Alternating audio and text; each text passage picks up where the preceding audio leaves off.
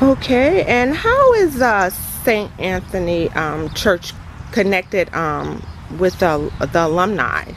Well, sometimes we have inquiries from former alumni classes. The classes of 1962 was here last year for Mass on a Sunday. The class of 1965 was here. The class of 1967 was here last year as well. And they just had a great time. They're coming from all over the country actually. And when they come, they take a picture on the steps of the church and they attend Mass. And they're very happy that St. Anthony continues to be in existence.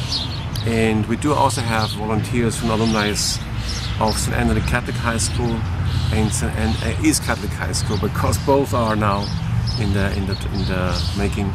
So yes, and anybody who wants to come, please feel free. We are Catholic. We're not strict Roman Catholic, but we're Catholic in the sense of the word, which means universal love and care and following the basic is essential of our faith and the sacraments, and this is all we need. I mean, I told you before, I was in Rome last year for a synod, and we had a big discussion with the family and what is a family and who belongs to family, and it has widened. So has the picture of the church. Roman Catholic is one rite, then you have the East Catholics, the Eastern Catholic churches, the Greek Catholic churches, the Maronites, the Church of Antioch. There's so many different Catholic rites, and all together they built the one holy Catholic and Apostolic Church. Because sometimes we think Catholic is only Roman Catholic, but it's more than that, you know. That's why in the Creed of the Apostles and in the Creed of the Nicenes, you don't say we believe in one holy Roman Catholic Church. You say we believe in one holy Catholic and Apostolic Church.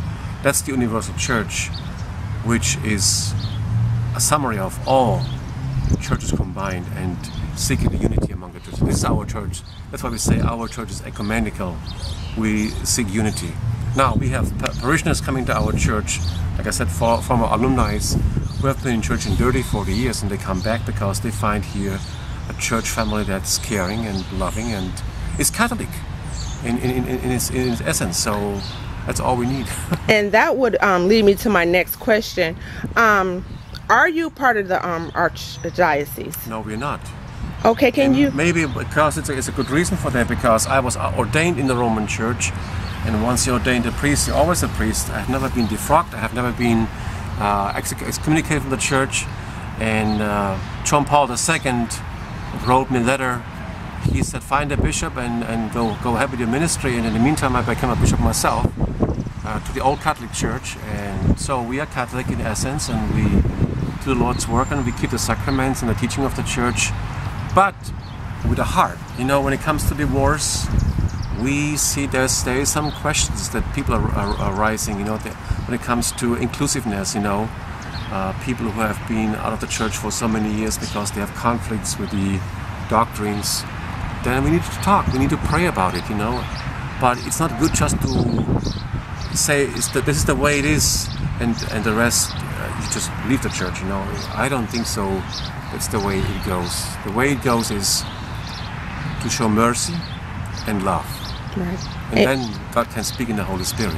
Right, and you talk about it, right? If you have questions, go to the source, right? Yes. And talk about it, you know. And I said to you before, I said when I was in Rome last year, I talked to 4 archbishops from different countries, including Italy, and we had a wonderful talk.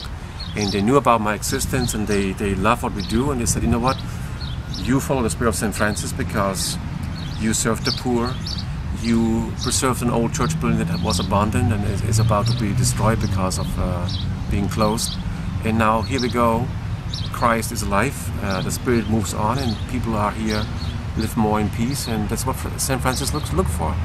So we do also have the order of, it's called the New Order of St. Francis, and we have a community in our monastery. We have nuns and friars, and we live in the spirit of St. Francis.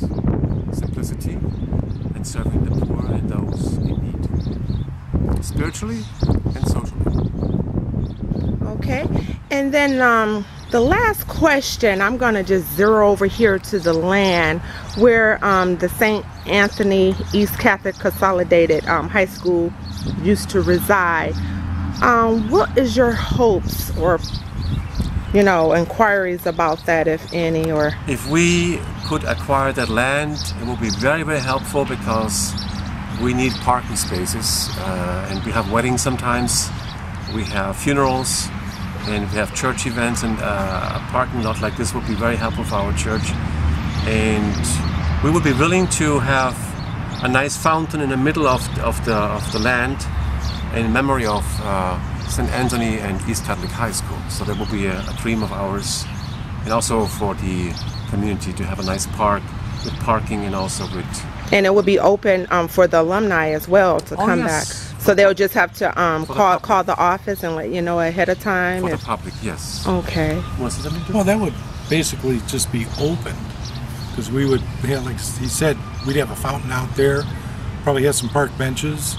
So any alumni, whether they be St. Anthony or East Catholic, they can go there anytime that they want, reminisce. As you've seen before, we built a memorial in honor of East Catholic and St. Anthony together, because we were all one big family at one time. And I think it would be an awesome thing for the community to have. And the land wouldn't just be sitting there going to waste. Yeah. Right. So I thank you, Bishop Karl, and I thank you, Lou, or Louis, I should say.